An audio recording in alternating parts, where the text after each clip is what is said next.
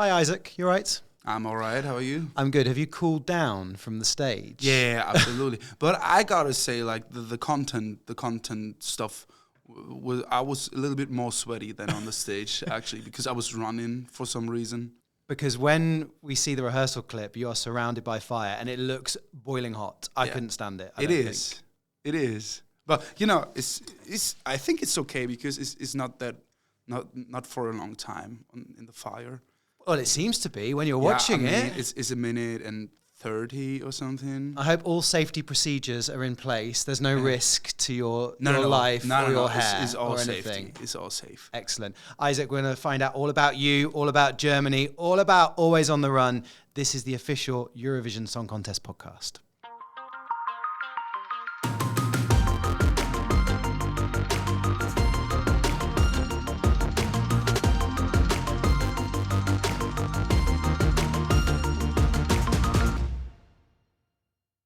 So the staging, Isaac, how long has that been in the works?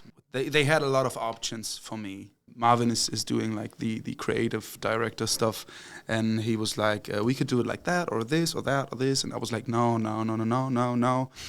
that was the first date actually. And No.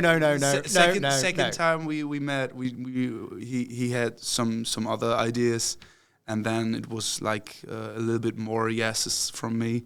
And that's how we slowly got into the right direction.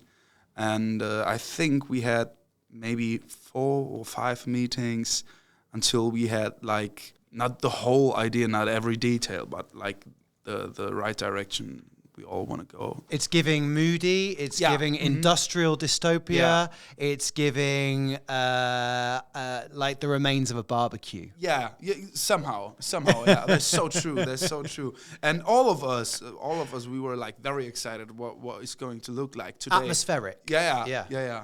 How did it feel doing your first rehearsal? It was crazy good. It was a lot of fun.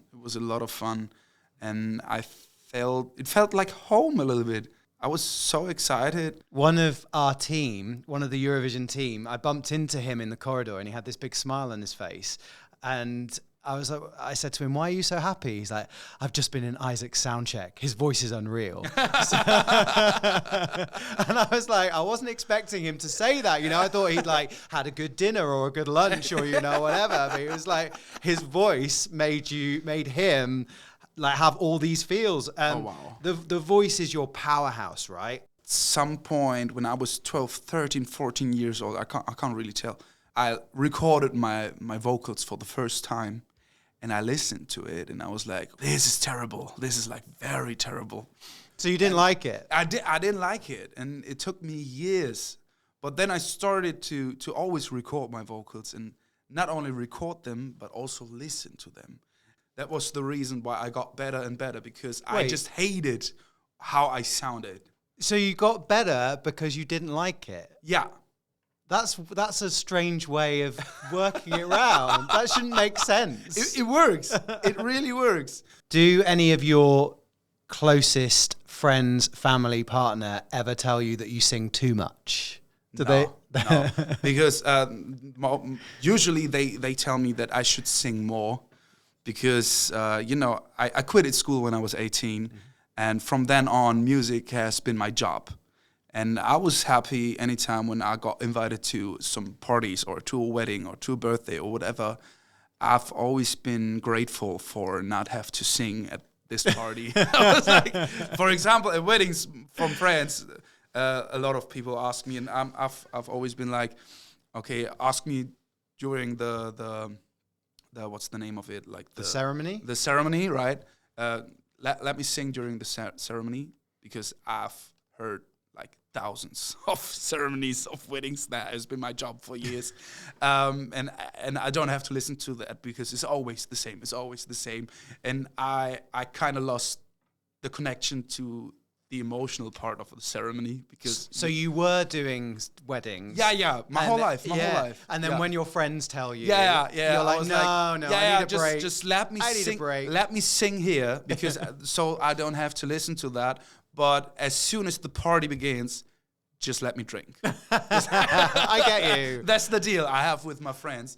What have you got in your hand? Because it's kind of interesting. It is a nose flute. I've never heard of a nose flute. It's ever. a crazy good instrument. Okay, I presume you play it with your nose, right? Yeah, absolutely, yeah. Give us a little demonstration, how it sounds. You have a wish, like a song wish. Why don't we do Tattoo by Loreen? Tattoo. Let's do Euphoria by Do Loreen. Euphoria, yeah, okay. I just do the chorus.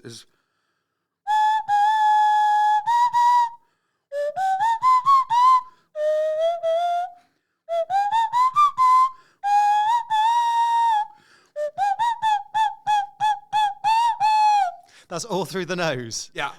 That's your special talent, right? It's my special. I have a lot of special talents, but that's one of them. What does that go everywhere with you? Yeah, I mean, we brought 90 nose flutes to Malmö. This is your... And you can have one if you want. I'd love a nose flute. Yeah, and you have to learn it. And you gotta send me a video where you practice it. Well, 36 of them, I assume, are going to all the other countries, right? Yeah, Just leave it as a little gift outside their dressing room. But not only as a gift, I also want them to play their song on their nose flute. The nose flute Eurovision Orchestra. They have to learn their song. Well, the guy from Ladiniva, Armenia, he plays loads of instruments. So he plays like trumpet and stuff. So maybe he can play the nose flute. So he would definitely be up for that, without a doubt. You know, my TV promoter from Universal, he told me he was playing saxophone, but he wasn't able to play the nose flute. So it's harder than it looks.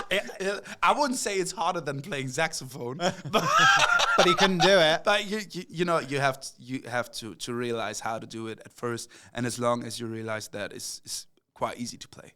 I want to do quick fire German quiz with you. Well, not quiz, but just quick fire German questions. All right. Where is the best Christmas market in Germany? The best Christmas market in Germany is in, I'd say, Nuremberg.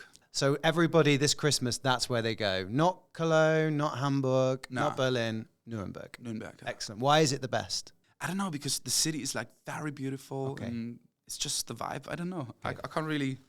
Travel tips with Isaac. Yeah. Oktoberfest or a visit to the Strand Bar in summer? Strand Bar. Nice. Where'd you go? There's like a small place in Minden, is my hometown.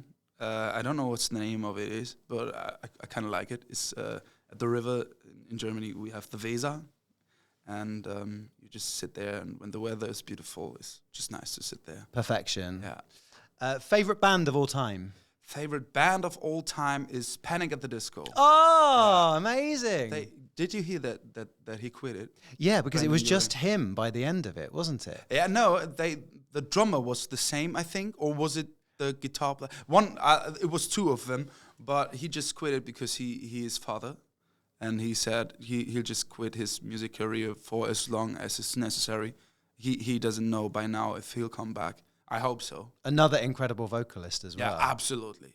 It's almost theatrical, his voice, isn't it? You know? Yeah, but also like is everything about that band. I love listening to his albums, because when you can't just listen to one song of him. You have to listen to this whole concept, because I feel I can relate to his ADHD.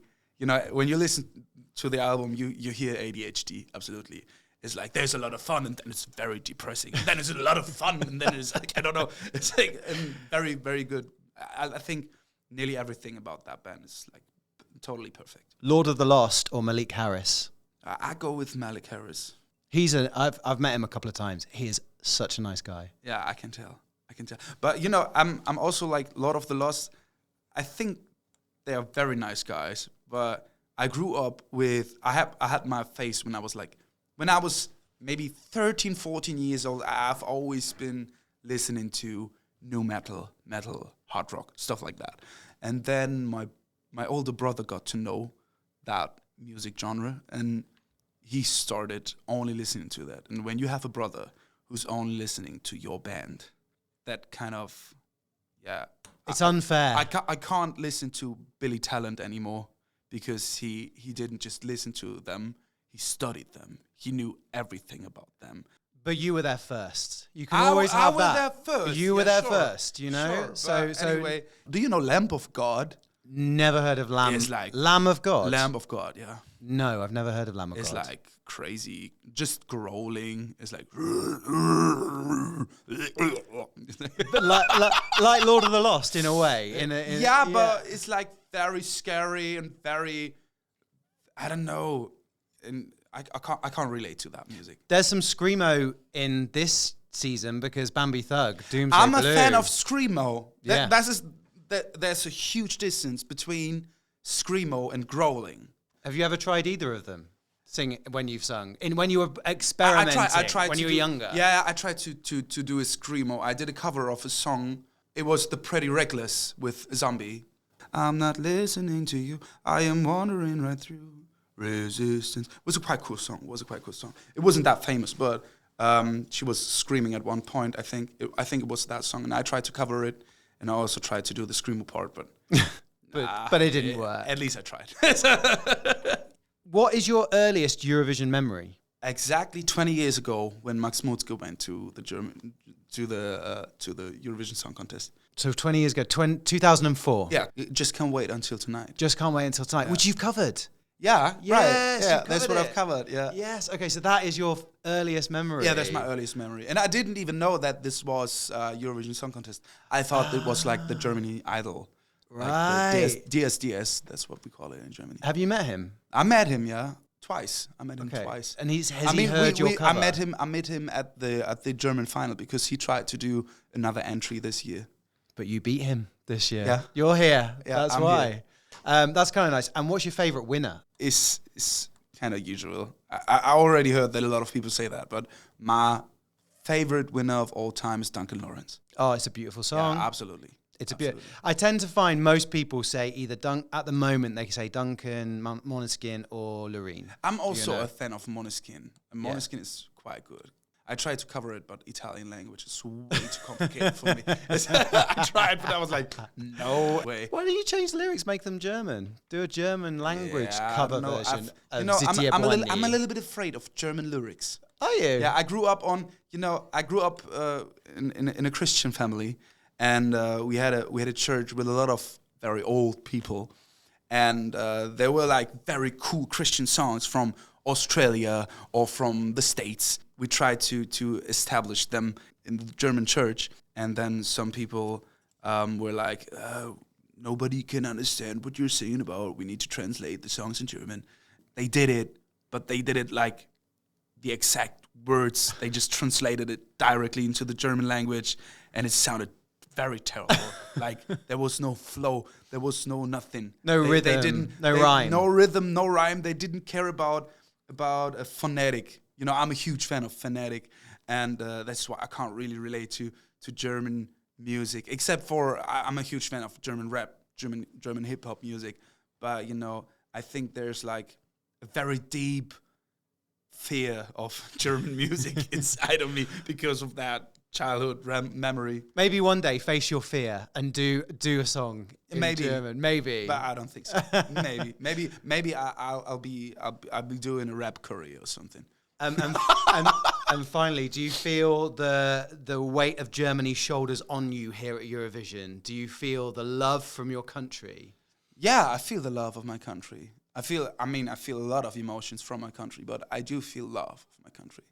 You're proud to be here. I'm very proud to be here. And you're always on the run. I'm always on the run. There we go.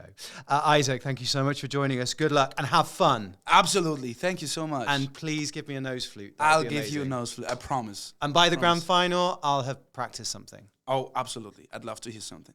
I want you to play my song, Always on the Run, on the nose flute. Okay. Promise? We'll do it. I'll do, without a doubt, I promise. Handshake on it. Okay, now. perfect. We got Thank you. We got it. See you then.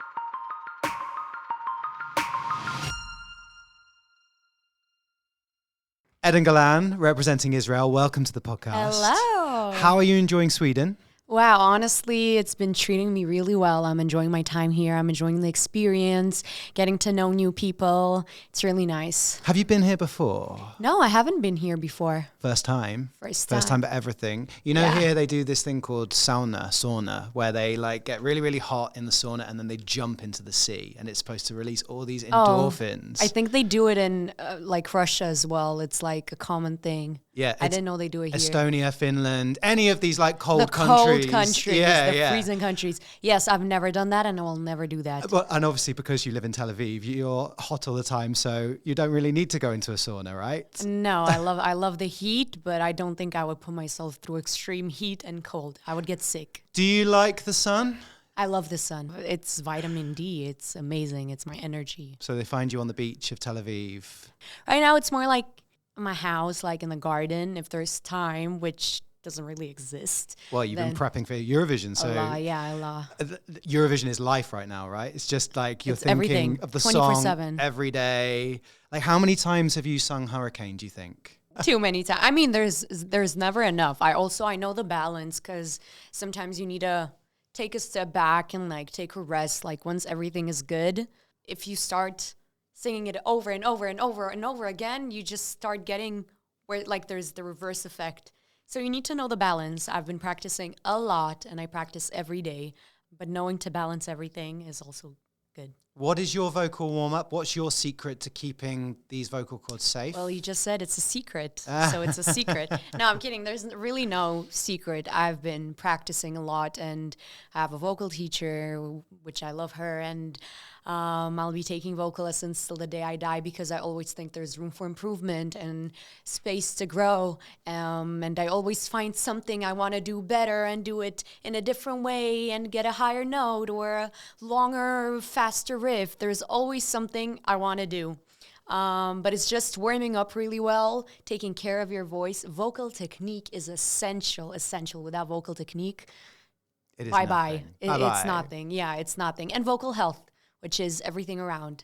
Eating, not drinking anything that's bad for your voice. No dairy, taking care right? of it. Isn't dairy bad for your voice? Is I that, mean, is it that a is. myth? Everyone is different. For some people, it can be horrible. For some people, it can be very well.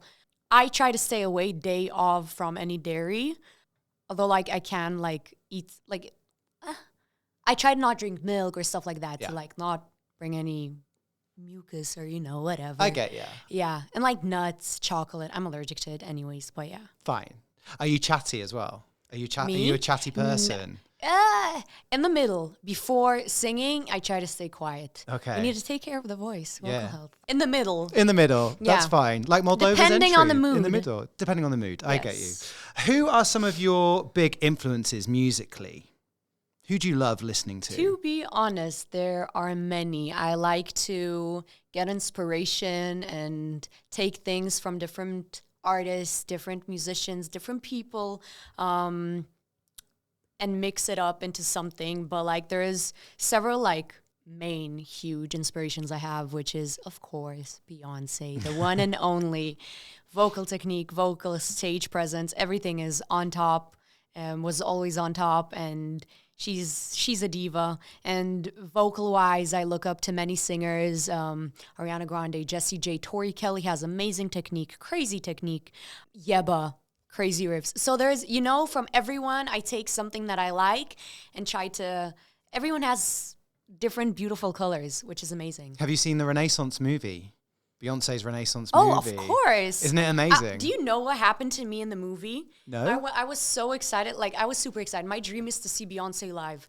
And basically, she has the get loose, the dance. I started dancing and I broke a nail. In the cinema, watching in the it. cinema. It started bleeding and I was like, I don't we're care. getting through it. Beyonce is on. Yeah. Literally. What's Wow. been your career highlight so far, would you say?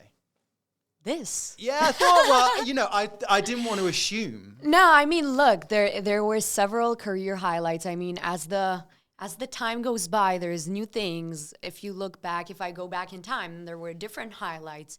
As I grow, I expect my career to grow and my path to grow and to have new highlights.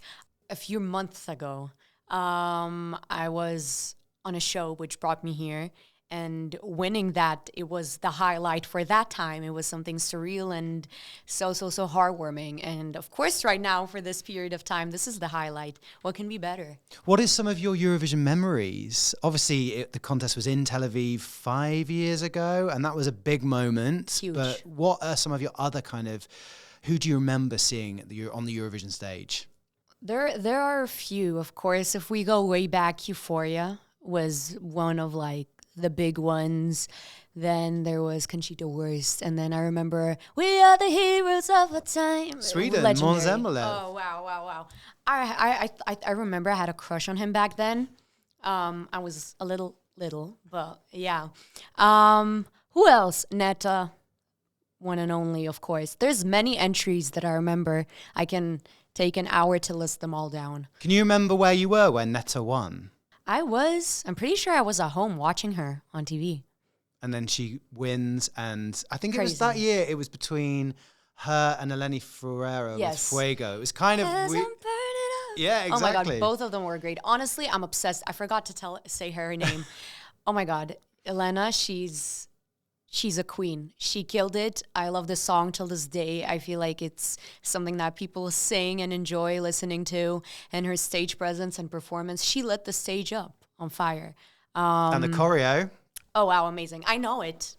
In terms of your home life, you got any pets? Yes. Oh my God. Do you want to show me? Do you want to start this conversation? Because it won't end if we start the conversation. Let's go on for it. pets. Because I've been asking lots of this year's artists whether they have Okay, pets, and there so are get lots. ready to fall in love. This is like the Eurovision Zoo, basically. There are so many animals that people have. Get ready to fall in love. Okay. That picture is that a chihuahua Yes. with his or her tongue His. out, his tongue out. So Yes, what's he has no teeth. He's pretty old, but I want him to beat the Guinness World Record for the a oldest chihuahua. dog? For the oldest chihuahua. The oldest dog is a chihuahua. Okay. Which is very surprising and good news for me because he's 15 at the moment and the record is 23, I think. Okay. And he will make it till 24. So what's his name? Leo. Leo. So have you seen, so I've got a dog, right? So I've got a poodle, and on my Instagram, especially, the algorithm always does these pictures of like two poodles in baths and spas. I get that and all the time. Beds. All the time. And is that what you do for Leo? Does he have the best life? Honestly, he's very braggy about it. He doesn't like being showered. He's like, he runs away. He wants a lot of attention, but as soon as you give it to him, he tries to like run away. He's weird, but I love him for that. That's just him. Leo, you've had since a puppy? Since he was a year. Okay. Yeah, a few, like 8 months, 9 months. Yeah. Is he going to be watching Mum on TV? Oh my God, Imagine yes. being held up to the screen. Yes, I FaceTime him all the time. I miss him so much. No, he's my life. Does he recognize you on FaceTime? No, which is so sad. I'm like, hey, I'm here, and no reaction, but it's fine. I forgive him.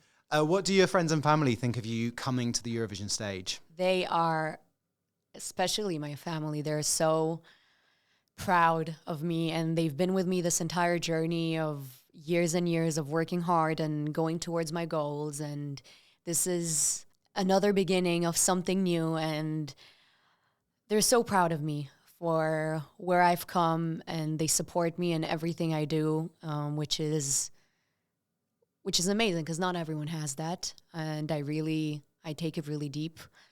I don't know. I hope I make them happy. And what's next, do you think? Is there plans for like next? album, EPs, tours? Definitely. I mean, what's the dream? I say I go with the flow. Definitely there's plans. You never know what the result will be and what happens after. There's plans to releasing singles, my music, I write, produce and everything. So working on that. But a lot is coming. A lot is coming. It's only the start here.